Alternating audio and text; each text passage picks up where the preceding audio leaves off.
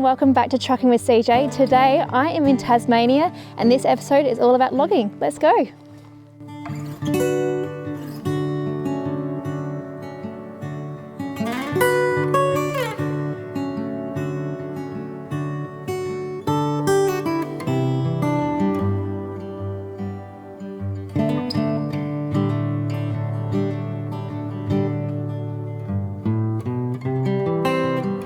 So my name's Dwayne, General Manager of Orana Enterprises. We are a family-owned harvest and haulage contractor from Tasmania. So we work mainly in hardwood, a mix of plantation hardwood and native regrowth hardwood. We try where possible to work mainly in the harvest and haulage space, so we do stump to dump, for want of a better term. We do some cartage only though, so a bit of transport where another contractor will be producing the wood and we just come and pick it up and take it to the destinations as required. Common, like a lot of companies do, they just do the haulage side of it? We've figured out over many years that if you're relying on other people to help get your money to market, your product to market, that can cause a lot of frustration. So we like the harvest and haulage model. It means that when the trucks don't come and get the wood, we're only arguing with ourselves about why that happened. And it allows you to be a lot less stressed out about some of the intricacies of running a job. We don't mind if we're sitting on a big stockpile because the crew knows that we'll come and get it eventually, and you haven't got a harvesting contractor yelling about wood drying out, losing weight. Try to be consistent on the volumes that come off the job. All of these jobs run often on weekly quota allocations, so you might have an annual contract volume, but that is split out over the number of work weeks. Different market conditions mean that the production can be up or down. The contract is an intention to supply a certain amount of wood. Sometimes the market won't allow that, so you're doing less. Sometimes the market's amazing, so you're doing way more. This job we get given a weekly allocation and we have 5 days to deliver the volume. Oh wow, 5 days. Some of the other jobs we get a monthly allocation, so then we can spread it over 20 days. It's a lot easier to manage a monthly allocation because if you lose one day, you've only lost like 5% of the month. But if we lose a day for weather here on a weekly job, you've lost 20% of it. Like summer's really good because Tasmanian summers are generally pretty dry. And we get really good, really favourable weather, which can allow us to transport out of some pretty gnarly tracks.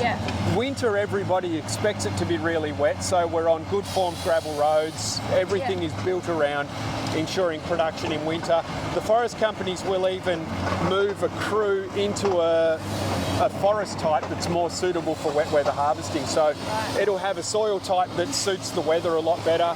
It'll take the moisture. You don't end up with rutting and puddling of water and all the environmental management issues that you've got to do when you're dealing with wet weather. When you're in the right environment, you can harvest really effectively in wet weather. You can transport really effectively in wet weather too. Just becomes problematic when it's not wet but it's not dry. It's really good when it's really raining or really not, but the in-between sort of weather can be really difficult. Because we were in a proper dirt spur and the truck driver was loading up and a shower of rain came through, it could be pretty dicey getting back out. So then the driver sort of has to make a call. On the transportation side of it, we were talking yesterday that your operators need to be very experienced truck drivers, and it's hard to bring in green people because it's so much to learn. So this is not a beginner's kind of game. Qualified mechanics that are driving trucks now as their career. You were a mechanic as well, I'm a mechanic in Auto Sparky, but on cars. So it's a really good pathway into transport generally, or even into operating as well. I suppose the thing industry struggles with is there's lots of 16, 18-year-old kids that want to do it, but we can't give them a licence quite that early. So they need to find a space to stay connected to trucking if that's what they're passionate about, without losing them to another sector. The harvesting head on this machine measures the diameter of the tree, predicts its length, and then when it's programmed with a cut list that requires multiple products, it helps the operator make a value call on what product to cut out of what logs. And it does that by being told this log's worth that much money, this log's worth that much money, and then essentially an optimisation algorithm in the computer goes, I can turn this tree into $10, $11 or $9. Which one's going to be the best? This operation today, it doesn't matter too much because it's all for pulp. So then we're cutting shorts for the front trailer, longs for the back trailer. So you can understand why you need experienced operators, because you're looking at them working so closely together and working really well. Messy when it gets like this because there's a lot of confinement, which can be hard, but all the machines have got radios in them and they all chat to each other when they need to. But usually what will happen when you're loading a truck, we won't normally be processing this close to the truck. Yeah. But because the stockpiles are only new, there's no wood here yet. This landing's only fresh today. So first truck in to take the load off it is taking wood hot. Yeah. The next one could be hours away, and then there'll be a space built up between the logs. Right. But because we don't have a rotating grab, what you end up with is the taper on the logs all sitting fat end of the road. Yeah. So if you were to take all the logs from the truck end of the stockpile and put them on the trailer, you end up with the heavy end at the back, and your pile on the load gets tapered. Yeah. So we have two piles when we're running landings like this, and the same will happen on the longwood pile. You'll have the excavator will sit in between the two piles, and so when you're building a load, you're taking butt forward, and then the other stack ends up butt back, because if this log is sitting here and I grab it, it goes on the truck aerial forwards, but if I'm on the other side of it and I grab it, it goes on the truck aerial backwards. Wow. So then that way you build an even load, and the drivers have the scale system in the truck measures truck weight, A trailer, B trailer. Oh, within the truck itself? Yeah. So it's got a 3-channel, the B double combination's got a 3-channel scale system. So he's loading to the gross vehicle mass, but he's also loading to the channel splits as well. So as he loads each of the bays, he'll be looking at it and go, oh, I'm at weight on the truck, but I'm not at weight on that trailer. So then they'll manage the butt forward, butt back to get more weight where it needs to be. Wow. Cup out of the wood and put all the good wood at the bottom and the sides and build like a little cup or a trough like this on the trailer. And then they start filling it with some of the more ugly pieces, or your shorts go in the middle, and then you build some more good stuff up the sides, more shorts in the middle, good stuff up the sides, and then you cap the load or crown the load with good quality timber. So you create nice bottom, nice sides, nice roof. Some of the inside's a bit messy. Chuck a heap of straps on it and a big chain around its guts and send it to the mill. You make this look very easy.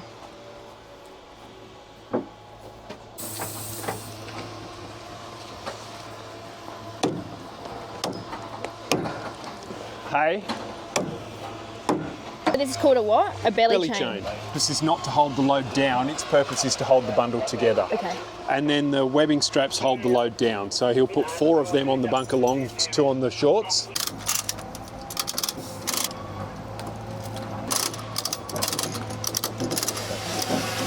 They're the XD auto tensioning ones. So they just put air on themselves and keep tightening as they need to. So rather than ratchet straps in your truck, like when you do in general, these guys, when he hooks them up and turns the air on, they'll just start winching themselves in, and they just, every time it senses that it's got a little bit less tension on it, if the load settle's coming out of the bush, the binder will go and it'll click a few more turns on it. Fascinating. This is the remote release to unhook from the other side.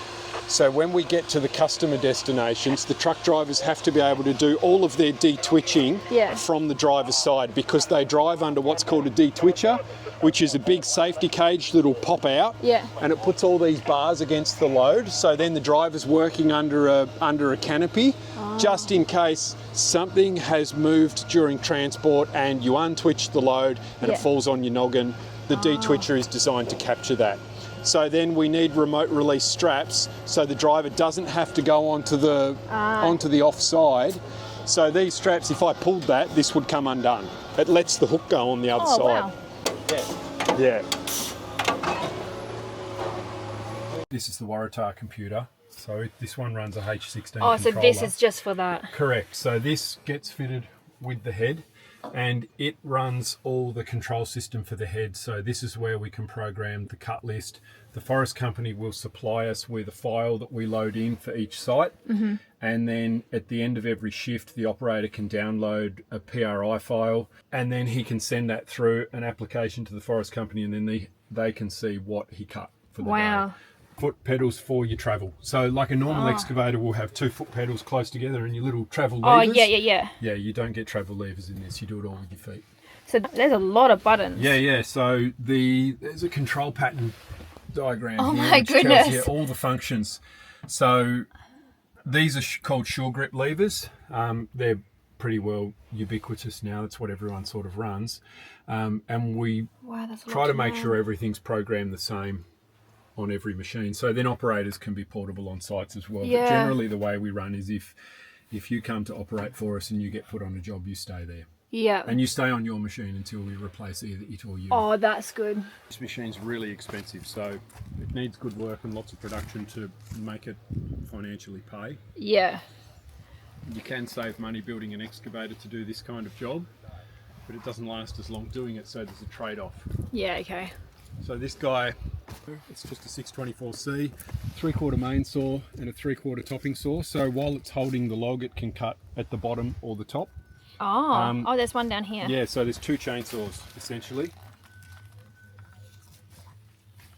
Main drive wheels. They close in, they sense the diameter of the log. There's diameter encoders in this that when the drive wheels cuddle the log, they'll support the log and then go, I'm 450 millimeters in diameter. Once the machine starts feeding it backwards and forwards, the profile on the wheels combined with the delim knives, the wheels break the bark, so they fluff up the surface of the log under the bark like this, which frets the bark off the log, and then the bark will shed, it'll sort of fall away as the machine feeds it backwards and forwards. The delim arms help to carry the bark away, but their primary job is to bust the limbs off. So then you get this axe sort of effect where it's hit a limb and cuts it off. Just 2 hydraulic motors, one in here, one in here. Then there's 2 hydraulic motors on the center feed wheel, and then this one is a measuring wheel. So his job, once the operator has either completed a find end or done a fresh cut on the bottom of the log, the measuring wheel will hydraulically push down onto the surface of the log, and then as the log feeds through the harvester head, the operator gets information up in his cab computer that says how much distance he has fed, how much length of tree he's fed out since he either completed the saw cut, or there is a laser find end on these as well. So what you can do is when you pick up the log and you feed it out or feed it back through, the machine has a laser that'll pick up and say that's the end of the log. You That's can reset very sharp, isn't it? Oh yeah, they're really sharp. High five. Down there, and there's a heap of dogwood. I was like,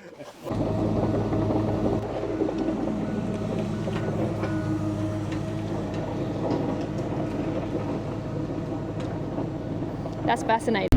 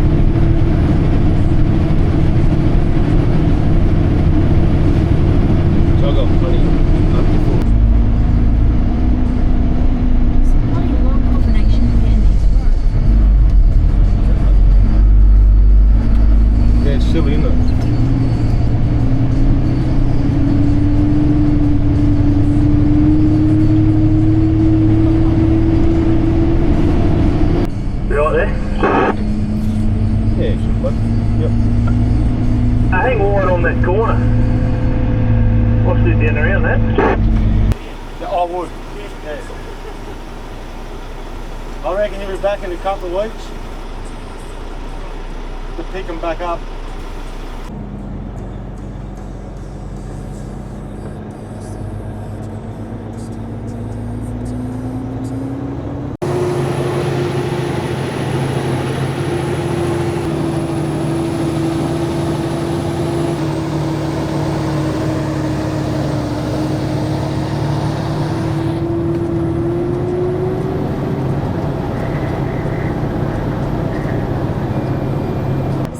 Matthew has kindly allowed me to come in the truck with him today, which I'm very grateful for. Was a truck driver? Dad was a truck driver, yeah. Logs as well. How did you start your career? Started off as a fertiliser spreader on farms, driving little trucks and spreading super. Off getting my truck licence as I got old enough. Got an exemption for my first one and just worked my way up. Too young to get it. Oh wow. So you get a 12-month exemption, but you can only drive for that company that got you that exemption. So does the company have to like vouch for you? Yep. That's cool. So did you know the people that were willing to do that? Yep. That's so lucky. Yeah, so I started off like that and just worked my way up. So what's your next step? I went in logs. And then you went straight into logs? Straight into logs. The forestry failed a bit, so then I went back into gravel carting and then come back to logs again. If you were first go logging? Sam Jack, down working. Your dad was working? Yeah. Yep. Okay. So you kind of had a warm introduction to it? Yeah, he got me into it. Yeah. That's where I started. Understanding as well is that there's a few different levels of logging stuff that you can do, so you don't have to go and do this gnarly stuff that you're doing right now. There's a progression to get to that. Yeah, get a HC, which is just a 6x4 single trailer, or you can come to an MC. Oh, so this is an MC? This is an MC, yeah. Like, is this classified a B double? Yes. Oh. Yeah. It's tandem tri, B double. Saying that your little ones are truck mad, do you reckon you encourage them to get into this? Yeah, they love trucks. Yeah? Yeah. So you won't try and steer them away from it? Nah, just let them go. Many of my mates whose dads are truckers, their dad didn't want them to be truck drivers. Yeah. Stop doing it. My dad was the same, but I'm still doing it. Oh, your dad didn't want you to either? No. And why do you reckon that is? Probably because the forestry industry was so unstable back then. So the forestry, not trucking, that he didn't want you to do? Yeah. What is your favourite part of the job? That's all pretty good, really. Getting out and loading yourself probably is an advantage. Yeah. Not having to work with other people and get stuck in cabs with people like me. No, just out on the road on your own. I like the freedom of it and not having to have someone watching over your shoulder all the time. Yeah. And you can kind of just get out and listen to your own music, listen to your podcast. Do your own thing. Yeah. You guys are all working in such close proximity to each other with all the machines and the yellows. So you obviously would have to have a lot of trust with your teammates. Yeah. Pretty good crew. Does that take a while to gain, or? Yeah, some do. Yeah, no, it's pretty good. So a good relationship with them all. It's like most industries, you all become a one big family. Yeah. Yeah.